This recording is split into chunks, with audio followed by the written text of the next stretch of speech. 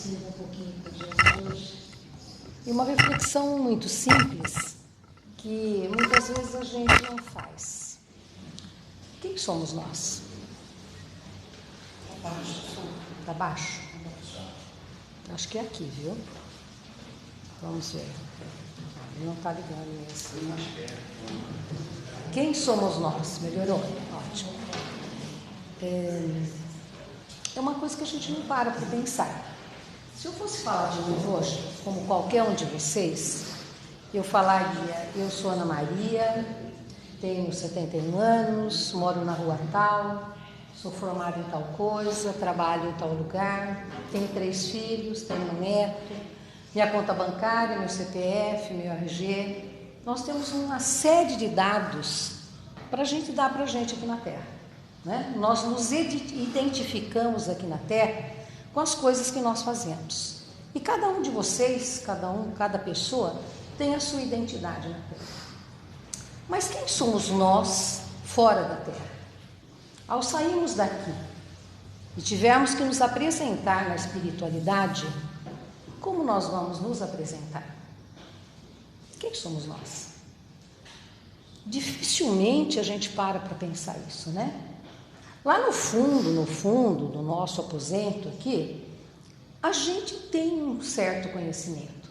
Nós sabemos quais são as nossas dificuldades, quais são as nossas faltas, não é? Onde a gente ainda não conseguiu melhorar. Cada um se conhece um pouquinho.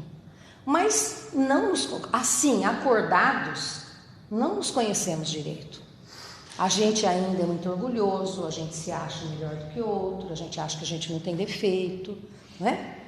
Mas a gente não para pensar por que e para que estamos aqui. Por que reencarnamos? Fomos jogados assim, uma leva para a reencarnação e jogaram a gente aqui na Terra? Não, nós sabemos que não é assim. Nós temos um propósito muito justo, muito certo para estarmos aqui. Quando a gente vem para reencarnar, a gente vem com um planejamento espiritual e com um compromisso muito bem firmado, que nem sempre a gente dá conta de cumprir, mas a gente sai de lá com um compromisso, né? E que no fundo, assim, acordados, nós não sabemos direitinho o que é. Mas a gente tem esse compromisso firmado com uma rede de outras pessoas. Porque o que nós nos relacionamos com pessoas, né? Não são com as coisas. As coisas que nos incomodam, a gente enfia no quartinho e não vê mais. Mas o nosso compromisso é entre nós, pessoas. E este compromisso é firmado numa rede. A rede mais próxima são os nossos familiares, né? E que a gente pode, como o assunto hoje é criança, é pensar qual é o compromisso que nós temos com os nossos filhos e eles conosco. Por que viemos juntos? Quem são nossos pais? Porque a gente, talvez, né, quase todos nós aqui não temos mais pais, mas a gente pouco pensou quem eram eles. Né? Não tínhamos esse conhecimento para pensar que espírito era aquele. Né? Como que eles vieram e se esse compromisso entre nós foi cumprido ou não. É uma coisa que a gente não pode deixar de pensar, né? Que compromisso nós temos entre nós? Dentro de casa é o compromisso mais difícil. Os casados aqui sabem como é complicado e como necessita de muita renúncia para a gente conseguir cumprir com o nosso compromisso. E às vezes esse compromisso com os filhos também é muito difícil. Porque no fundo, não conhecemos nossos filhos direito. Nós sabemos quem são eles aqui, mas que espíritos são esses? Eles devem se conhecer, mas que espíritos são eles? O que vieram fazer? Quais são as suas necessidades de melhorar e de evolução espiritual? Mas para a gente poder falar um pouco dos filhos, que é o pilar da nossa conversa hoje, nós teríamos que pensar que tem uma série de ingredientes que está formando os nossos jovens hoje. E quando eu falo jovens, vamos pensar de 40 anos para baixo, não é? Mas para isso a gente vai ter que fazer um retrocesso aqui, numa reflexão. Nós quase todos aqui Somos filhos geralmente de imigrantes, né? Os nossos pais, se vivos, teriam aí 100 e poucos anos, que vieram numa situação assim bastante difícil, né? Muitos fugidos da Europa pela guerra, e chegaram aqui numa luta tremenda. E nós fomos criados numa linha de educação bastante rígida, não é? Acho que pela carinha de vocês todos concordam. Nós tivemos uma educação, uma disciplina muito rígida. Tão rígida que a gente tinha pouco contato com pai e mãe. Mães eram sempre mais amáveis, né? Mas os pais eram pais duros. Era o que eles tinham para dar naquela época. Mas nós fomos crescidos assim. E era uma dureza tão grande na rigidez que até espiritualmente era duro. O que eles passaram para a gente? Uma imagem de um Deus punitivo, tudo era pecado, tudo que você fazia era pecado. Se você brigava com o irmão, você tinha que confessar, porque era pecado. Qualquer coisinha que você fizesse, nós estávamos pecando. E a gente cresceu com essa imagem de um Deus punitivo. Eu, por muitos anos, tinha essa ideia, tinha essa coisa do Deus punitivo, né? Porque crescemos dessa forma. Eu sempre falo que na casa da minha mãe tem um Cristo na sala, e que esse Cristo é uma imagem tão bem feita, uma pintura tão bem feita, que aonde você olha, ele está te olhando. E nós éramos crianças, a gente fazia alguma arte, a primeira coisa a gente olhava no Cristo, e ele estava olhando para a gente. Aquilo nos perseguia, né? Porque a gente tinha esse medo da espiritualidade, você tinha medo de Deus, né? Porque a gente não entendia este outro lado. E isso deve ter acontecido com muitos de nós aqui, muitos de vocês. E fomos crescendo assim, com essa rigidez, e na nossa geração, nós ainda passamos isso um pouco para os nossos filhos, né? Uma disciplina, a gente acompanhava tudo direitinho, mas teve um determinado momento da educação que os pais não quiseram que os filhos passassem pela mesma dificuldade que a gente tinha passado. Porque quando a gente fala em dificuldade, é assim, nós começamos a trabalhar cedo, não é? Quem aqui não começou a trabalhar com 11 ou 12 anos? Nós trabalhávamos cedo, a gente tinha toda esse dever com a família, desde pedir a bênção para pai e mãe, né? Esse respeito que era solicitado da gente. E houve um momento onde os pais não queriam que os filhos passassem pelas mesmas dificuldades que nós passamos. E aí começou uma outra história, né?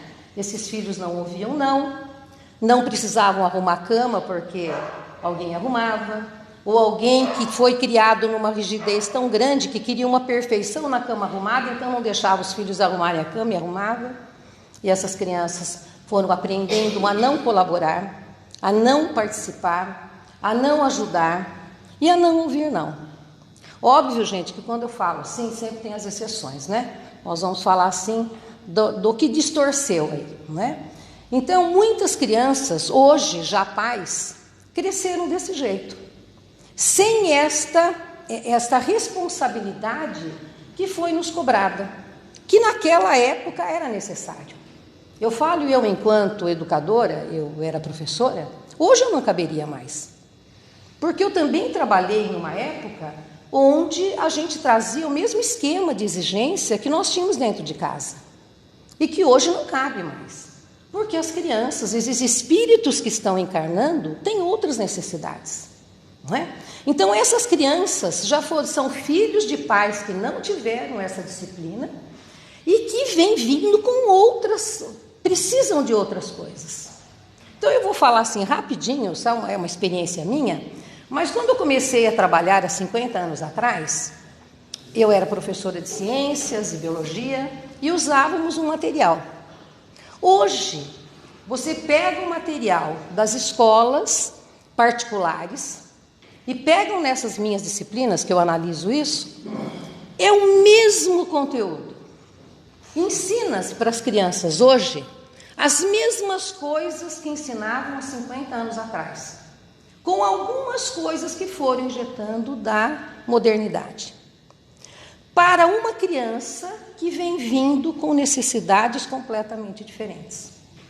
Então, o que tem acontecido que a gente observa? Crianças desmotivadas, pouco cobradas e pouco motivadas. Né? Era aquela geração que nós vimos, que hoje está com 20, 30 anos, do nem trabalha e nem quer estudar. Então, eles estão perdidos por falta de uma orientação adequada. E quando a gente fala em orientação, não é só pai e mãe, é toda a sociedade. O poder público, que não conseguiu colocar alguma coisa que atendesse essa geração diferenciada, que tinham outras necessidades. Nós pegamos as crianças hoje, acho que aqui quase todo mundo é avô, e vê como as nossas crianças estão com a questão digital. Eles fazem coisas que você não sabe de onde que eles aprenderam. Eles vieram com um conhecimento digital já meio pronto.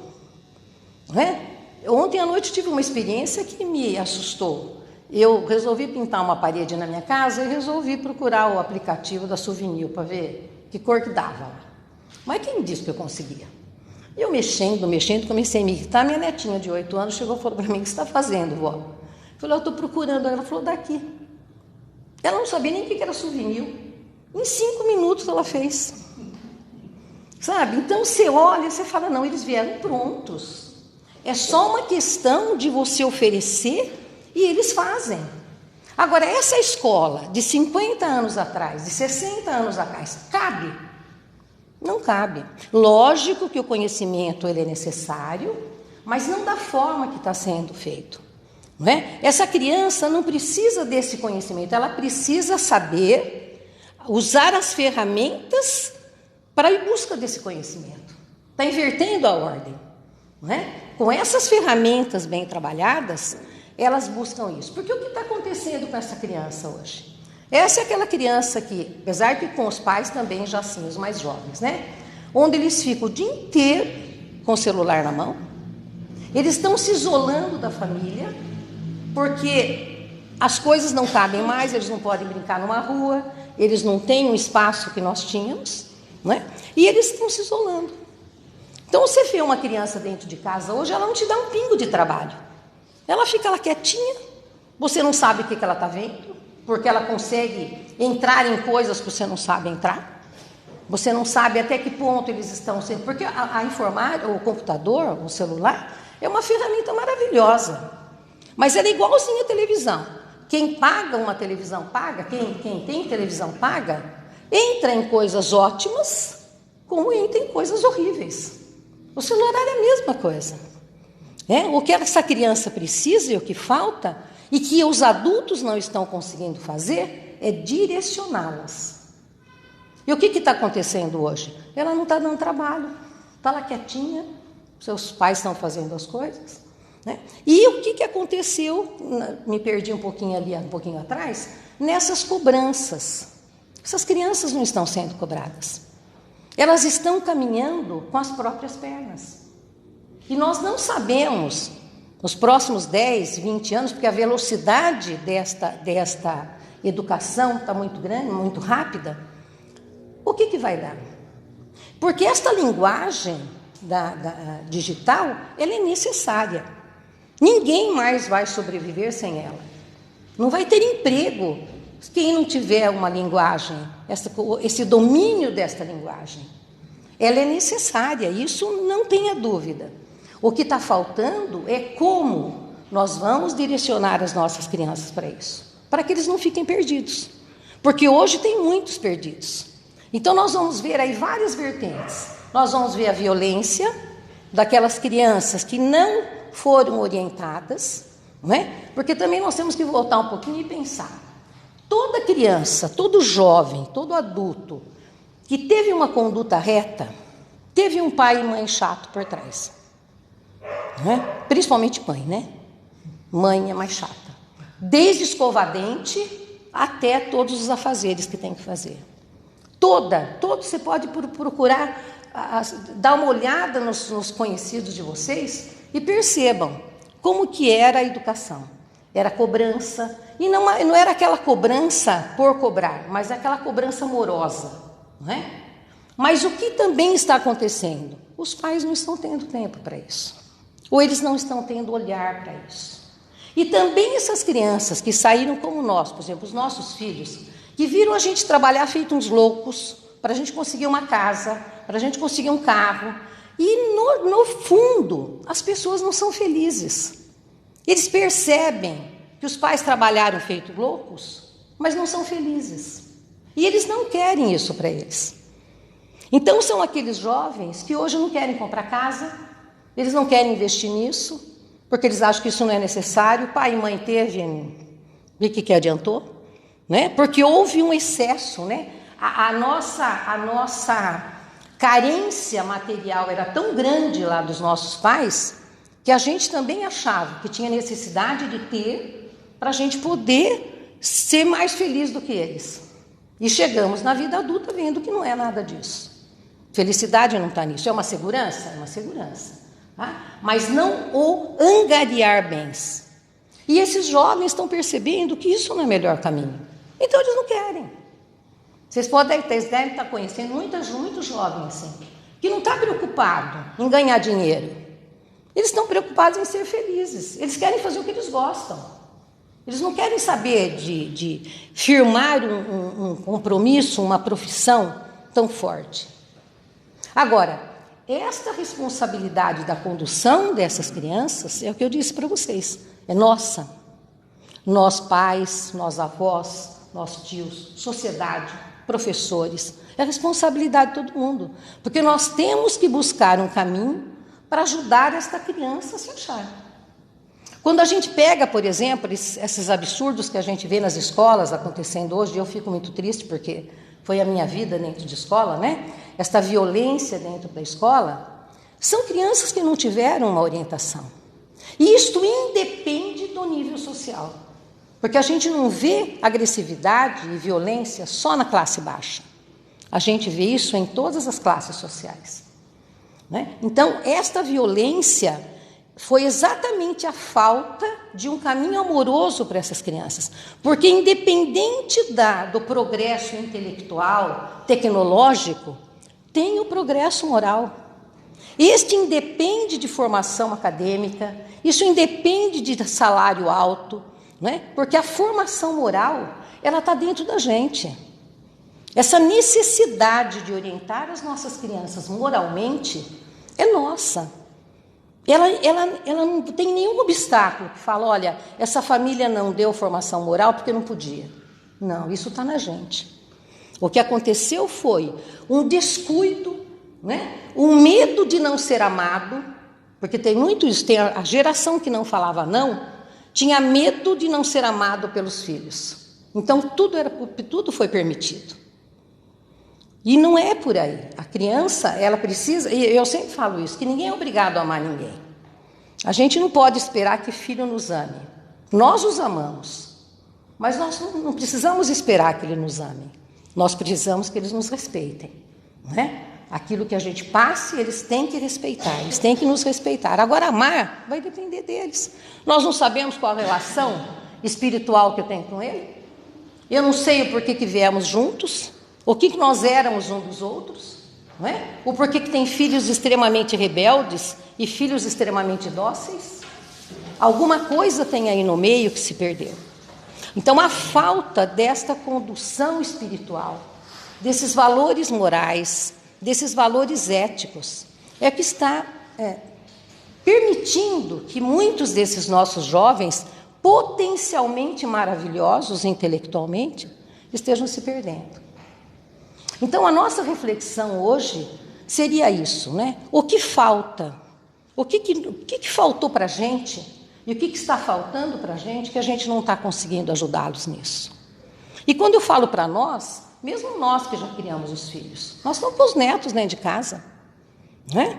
Nós estamos com os netos, apesar de a gente falar, olha, avô não é para educar, tem uns que falam até para estragar, né? A gente dá o que não dá em casa, essa responsabilidade é nossa. As nossas condutas, os nossos modelos de vida, os nossos exemplos, fazem parte da formação deles. Agora, e como isso tem acontecido na sociedade? Isso está acontecendo na sociedade? O que está acontecendo voltando lá nas nossas escolas? Nós continuamos no mesmo passo. Então, o que vai acontecer? essas crianças vão continuar isoladas, elas vão se isolando no mundinho deles, sem comunicação com a família, e não é difícil a gente encontrar hoje famílias onde eles estão na sala, cada um com o seu celular, quietos, sem conversa, não é? Todo mundo ali com o seu celularzinho no seu mundo, vendo cada um, ninguém sabe o que cada um está vendo ali, e estamos nos distanciando dessas crianças. E o silêncio impede que os valores sejam passados. Porque a hora que eu paro de me relacionar com o outro, os conflitos não aparecem. Então, como que eu vou ajudar essa criança no conflito se ela não tem? Não é? E tem crianças, vocês estão vendo os jovens, eles querem... E agora a pandemia veio ainda para reforçar isso. Não é? Porque agora eles trabalham em casa, eles ficam isolados. E isto vai perdendo. Não vamos ter a ilusão de que isso vai mudar tão já. Não vai. Isso não vai mudar. A tendência disso é ela se aprofundar. E nós não estamos sabendo como lidar com tudo isso. E quais as consequências que as nossas crianças terão dentro deste panorama todo. E é onde a gente tem que se firmar dentro da nossa conversa aqui, né? E espiritualmente, como que fica tudo isso? E o nosso compromisso firmado na espiritualidade. Nós demos conta? Nós demos conta com os nossos filhos? Nós estamos dando conta de tudo isso? Ou se eu ainda só estou trabalhando? Eu sou uma que eu falo isso que vocês ouvirem, que a gente só fica trabalhando. Né?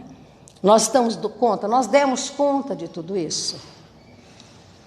Então eu sei que é uma reflexão, parece que banal, mas ela é necessária, né? Porque é o nosso dia a dia. Nós estamos aí com essas crianças à nossa volta. Aqui devem ter professores, pelas carinhas que eu estou vendo. Mas, qualquer que seja a profissão, são profissões que têm relacionamento. E como que isso está acontecendo? Quantos jovens a gente encontra numa reunião dessas, por exemplo? Em qualquer igreja, né? E quando vão, às vezes, vão porque tem que ir. Mas... que não tem esta concepção, né, do que estão fazendo aqui. A doutrina espírita é uma doutrina maravilhosa porque ela te convida a refletir isso, né? O porquê que você está aqui? Para se conhecer. Porque, como eu falei no começo, nem nós nos conhecemos direito ainda, né? Se eu tivesse que fazer agora aqui fazer um currículo espiritual meu, eu não conseguiria fazer. Material eu falo, um monte de coisa. Mas o meu currículo espiritual, eu não tenho certeza dele. Alguém aqui tem? Qual é o seu espírito? Qual é a sua necessidade? Nós já estamos pertinho de ir embora. Pela nossa idade média aqui, daqui a pouquinho nós estamos voltando. Nós demos conta? Nós cumprimos com esse compromisso? O que nos faltou? E tivemos pais extremamente rigorosos e amorosos que cobraram muito da gente. Mas nós temos essa consciência que ainda falta muito para a gente conseguir cumprir com o nosso compromisso espiritual. E nós sabemos, por estudos mais aprofundados dentro do Espiritismo, que nós estamos a uma distância muito grande de não voltar a reencarnar. Nós temos muitas reencarnações ainda. Mesmo participando de um centro espírita, mesmo a gente tendo essa consciência, nós ainda estamos há muitos anos, há muitas reencarnações distantes de ficarmos livres da reencarnação. Isso significa que a gente tem muitos débitos ainda, muitos débitos, né? Em todos os sentidos, débitos com os nossos filhos, débitos no nosso trabalho, débitos conosco mesmo.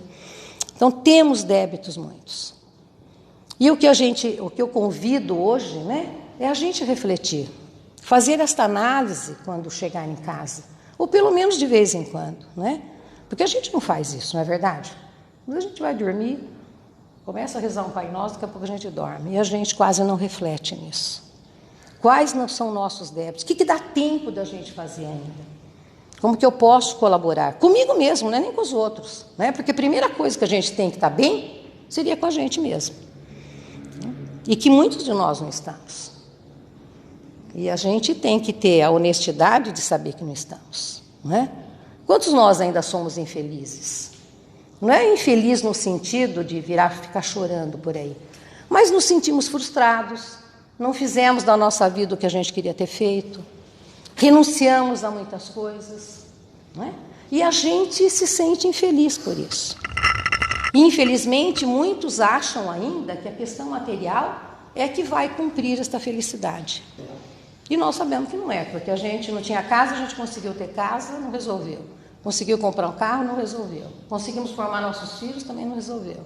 Nós temos uma frustração que a gente não consegue identificar. Por quê? Na verdade, no fundo, porque a gente ainda não conseguiu ter o que diz o Evangelho, né? E agora entra na questão da caridade. A gente não consegue se doar para o próximo como o Evangelho espera da gente. A nossa caridade, porque a caridade na educação dos filhos, ela é primordial, né? Ser caridoso com o filho não é ser bonzinho. Ser caridoso com o filho é colocá-lo no caminho do bem. É ajudá-lo a ter responsabilidade e compromisso. Isso é caridade com o filho. Mas a caridade que nós sabemos fazer por enquanto é quando tem um pouco de roupa atrapalhando o guarda-roupa, a gente acaba tirando umas peças e dando aquilo que já caiu da moda, porque a gente demorou tanto tempo para tirar, não é? A gente dá algumas coisas para os outros, mas essa não é a caridade verdadeira. Ela é necessária? Ela é necessária, né? A questão material, ela é muito necessária, mas não é só esse tipo de coisa, é a doação mesmo. E nós ainda não sabemos fazer isso. Aqui ninguém tira um cobertor novo do guarda-roupa e dá para os outros. Nós damos o velho. Nós damos aquilo que não nos serve mais. Isso porque estamos falando só da questão material.